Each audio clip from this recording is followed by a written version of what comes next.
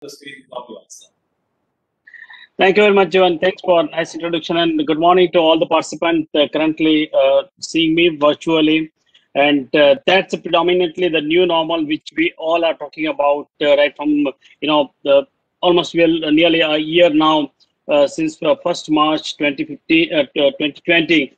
We all are enjoying new normal per se. But, uh, you know, in today's time, probably it is a time to revisit what happened in last year and what we are going to face in coming time because all said and done, a new normal is the normal now. There is no kind of word called new normal because that is how we are going to continue to feel the effect of COVID-19 and the way it has changed our life and the way it has profoundly influenced everything, be it personal or be it professional. That's where a lot of unprecedented changes we have seen in past and from especially risk and security point of view and the way we have adopted technology.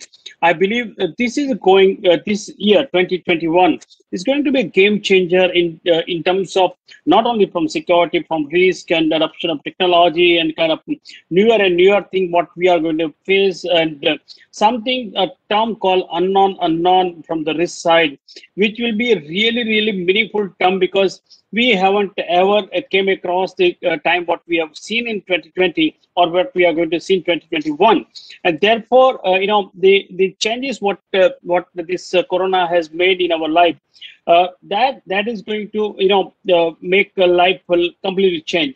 Work from home is completely normal now, and that is going to remain to stay for a longer time. We have now used to with virtual malls, virtual shop, virtual movies, or everything is virtual right now. I'm also speaking to all of you virtually. So we have had a luxury to be in any hotel big conference, and we used to meet in person. But I think that's become a dream, and we really don't know when we all be in position to have physical conferences rather than the virtual conference what we are having. But that is going to be continue for it will bring more and more digital transaction. The drawing room would continue to be used as virtual classroom by teachers and students, and the streaming of and our entertainment, everything has come in our drawing room.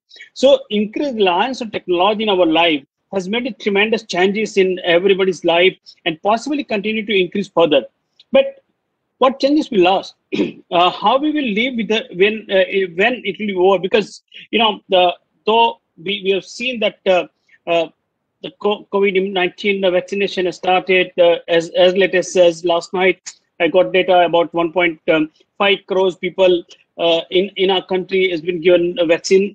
But look at the speed and the kind of a distribution framework and active vaccination happening on the ground.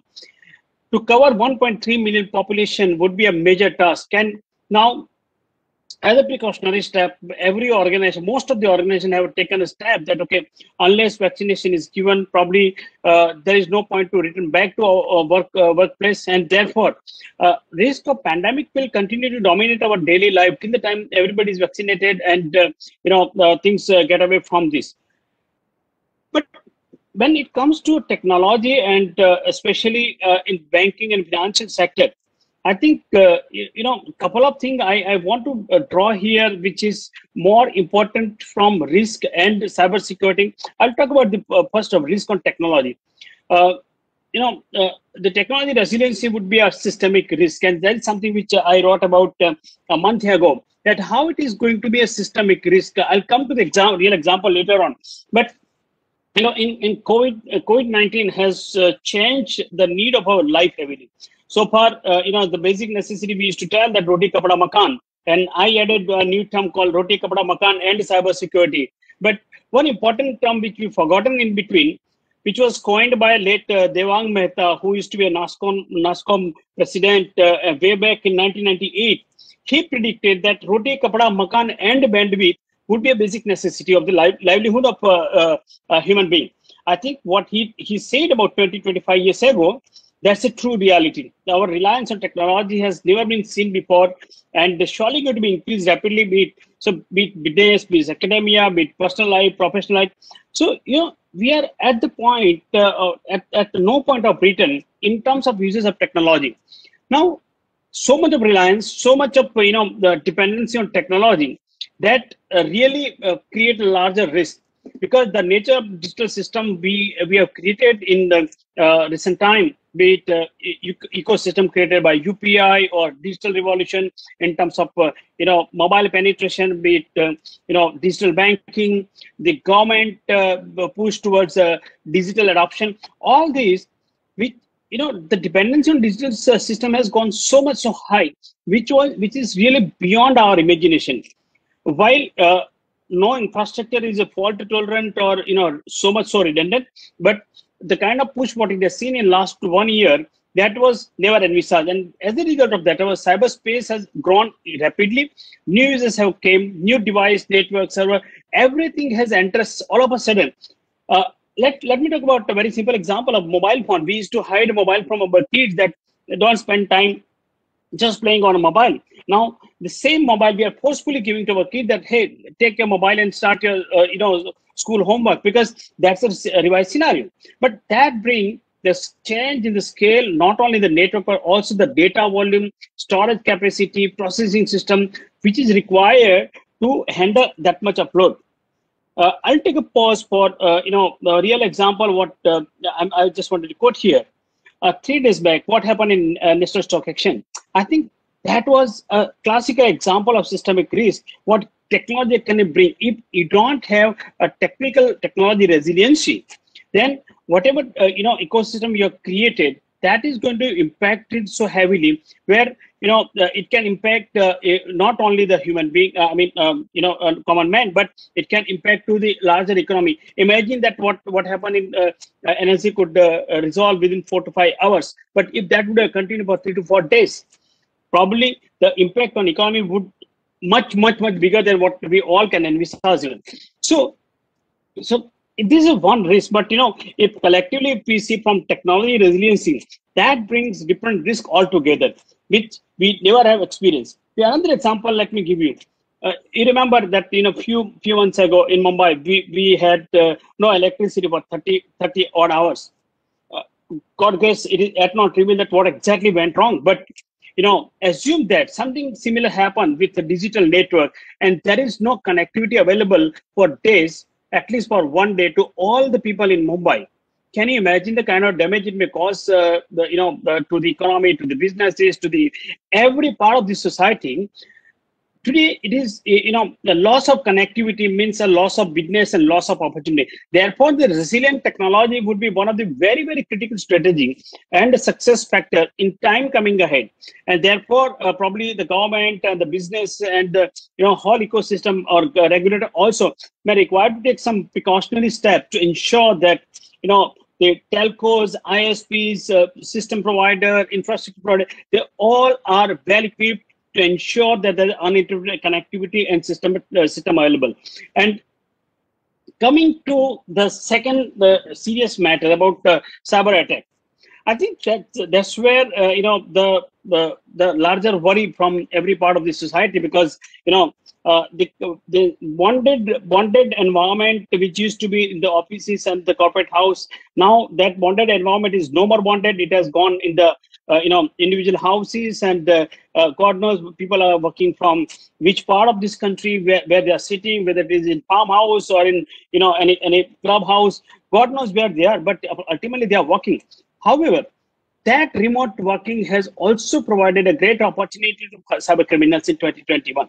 We can expect cyber criminals to define their attack strategy focusing more on work from home economy, rather than they were targeting to a particular financial institution or public utility, because they are very well aware that the machines which are being used at work from home are definitely less secure. They are not up to the mark.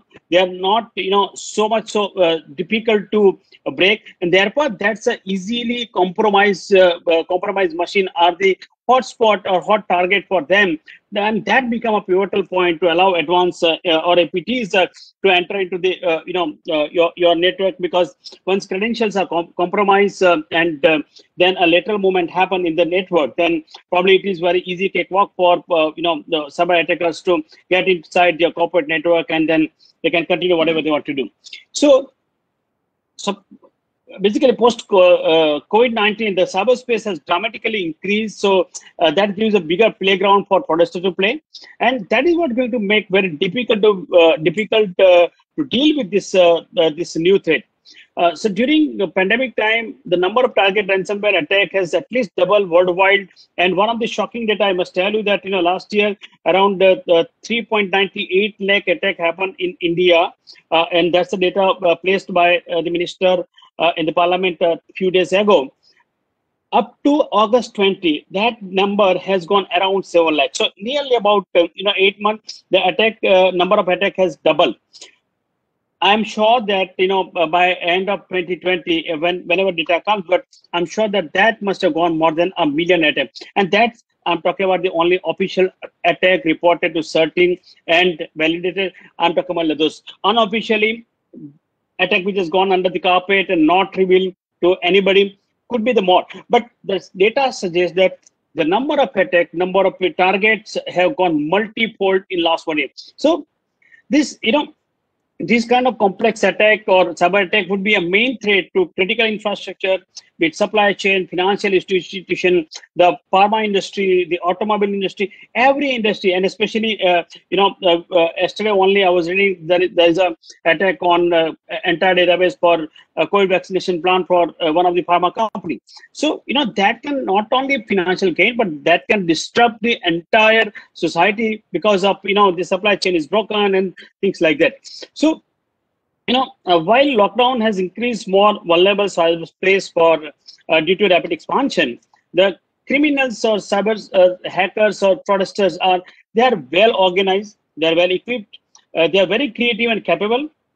I'm sure many of you might have seen this Netflix series on Jamtara, and that's the tip of the iceberg. I personally have came across the different pocket in the country. So, and everyone has their specialty. Like the Jamtara gang has a different specialty for social engineering compared to the Mewati gang in Haryana and Rajasthan border. They are the people who pretend to be army men, and they talk in army language, and then finally they put things on OLX. So every pocket in a country, in Mumbai there is a specialist of skimming. So everywhere there are a special set of people, and they are very, very opportunistic. So they will carry out the, they will carry on expanding their attack strategy because they are also doing assessment about what things going on in the market, and they'll come with a different thing. So one of the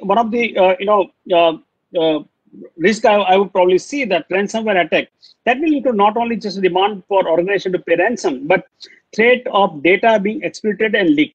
So today, the rate card of dark web has gone, completely changed, and sometimes they have also started luring, giving free freebies on dark web, like what Zoom data was sold. It was at no cost, and then later on they exploited it and they tried to sell some more information at the price. So this double threat attack will reduce the effectiveness of many of the control, including the disaster recovery and business continuity, to protect against ransomware also.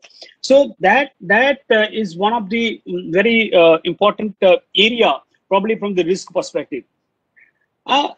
This I would not say as a risk, but one of the very, very strategic movement. And again, at the beginning of this year, I wrote an article and where I predict at least 4 to 5 major things. And out of this, one of the major focus, I predicted that there'll be regulatory change and stricter compliance norm will come in the country.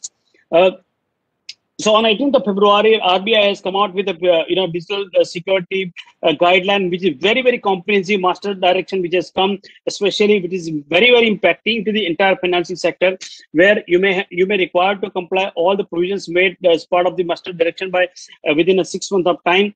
Though many of them are came as a part of various circular released by RBI so far. But this is a consolidation of old as well as newer things which have been added. And on top of that, the first time I've seen the regulator has come out with a penal action if you do not implement those suggested measures in the guidelines. So therefore, not only the regulator, but I believe that the government is also putting a lot of emphasis on implementing the robust and enhanced cyber security, the strategy for citizen and business and for the entire nation. So revised cybersecurity policy will be announced by government definitely in this year, and that will be a very timely action, I believe, considering the increased cyber threat. But it is highly expected that the policy would address the larger issue of to protect information and the critical infrastructure in cyberspace. It will help to build integrated capability to prevent and respond to the cyber threat, reduce vulnerability, and minimize damage from cyber incident. But I believe it will have larger focus on combination of institutional structure, the people, process, and technology will all these are kind of perennial pillars for having a solid governance framework around this. So with the increased threat of cybercrime and continuous expansion of digital workspace, stronger policy decision by government and regulator are highly expected. Apart from what we have seen, two regulation in 1 week's time.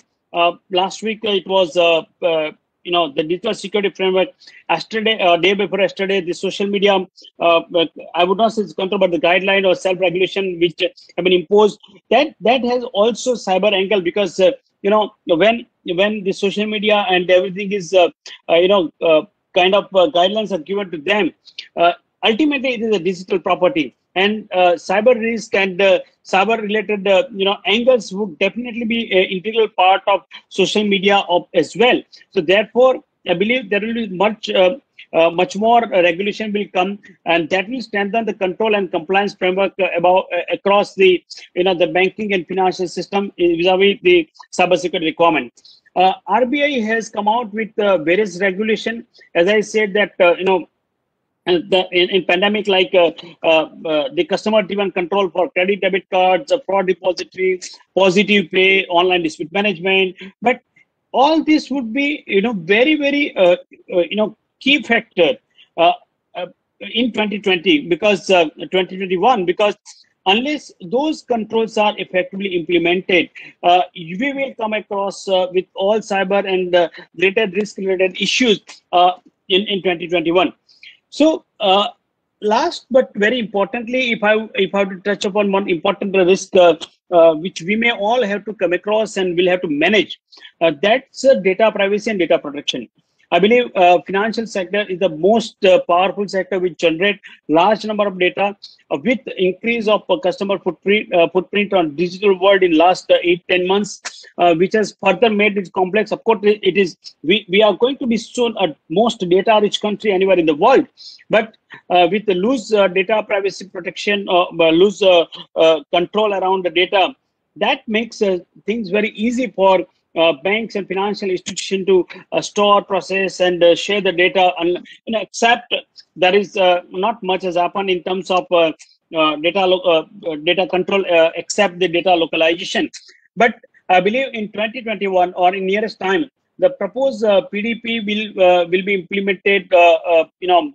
Will come in light, and probably the homegrown vaccine and other foreign vaccines are mostly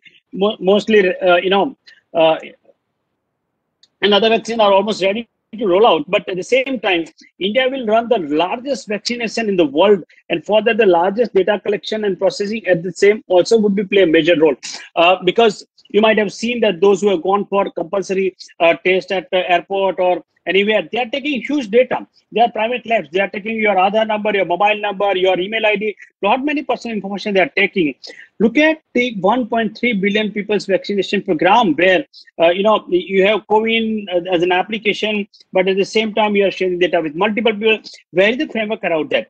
So I believe in that case, this will require a deployment of technology to manage data, but at the same time, the logistic, mobile application, other activity which will take many vital information. But at the same time, you will not have proper security and privacy by design, because we are not having a law. So in that case, the division would likely to cause large-scale privacy breach, putting the citizen and their data at risk if those data are not handled in careful manner. So in addition to this, as the pandemic has triggered the spike in online banking, we can expect a rise in phishing, spoofing, impersonate attack on consumer and business. In the name of vaccination, people have already started calling that you provide all your personal and bank data to enroll early vaccination. And as I keep on saying every time that in India, 70% of cybercrime happens not because of threat or security vulnerability or kind of lacuna in the system. 70% frauds happen only and only because of the kind of greed and luring techniques, what social engineering techniques being used by fraudsters. People fall prey and just they want to get something at the less costly or a shortcut to get. They just end up giving everything and eventually they're losing their money. So the likelihood is too high that in some cases they are asking for other related information, and needless to mention that it won't in the want of having early vaccination, people are giving everything and they are losing money. They are not getting they are not going to get any vaccination. So in this vulnerable cyberspace, there is a thing called fully secure, and hence it is not possible to prevent everything. So if I have to see from what may change in coming time. Some prediction that work from home will definitely continue for longer period. Forest has predicted around 300% increase in remote work. That's a distributed network, or rather it is much more penetrated distributed network reaching every home, and that will continue for a longer period. In terms of technology, probably more and more people are moving towards cloud adoption and distributed privately held cloud network and all. But that will continue to happen because of definitely there's a good market about cloud infrastructure, and it makes it easy for managing security risk and availability and all. But at the same time, one of the very troubling figure, probably if I have to see from Forrester's prediction, that insider threat will grow, which was not the case, which was definitely a case, but that was less in the number. It is predicted by 2021, the insider threat will grow by 33%, and that's a real cost, because you can always keep watch on somebody entering inside, but you can't manage every move of a person with a trusted credential within your environment. So that's a big change I probably see from the security perspective. So the defense in depth is the best way to identify such risk, and that to at early stage, and that contained to prevent further damage. A layered security approach, continuous monitoring of IT infrastructure, zero trust, stricter risk, and compliance framework, very effective awareness program, that would be useful to manage such risk, because when it comes to a risk and security, something which we predict very well, but sometimes we are always playing in the blind, and therefore the kind of trust and control environment what we need to create around our infrastructure, that's the key. And that's where I believe that 2021 would be a seriously most challenging year from risk and cybersecurity perspective. I think that's it from my side, and I'm really happy to take if any question is there from the audience, and if the host is allowed to take the question. Thank you.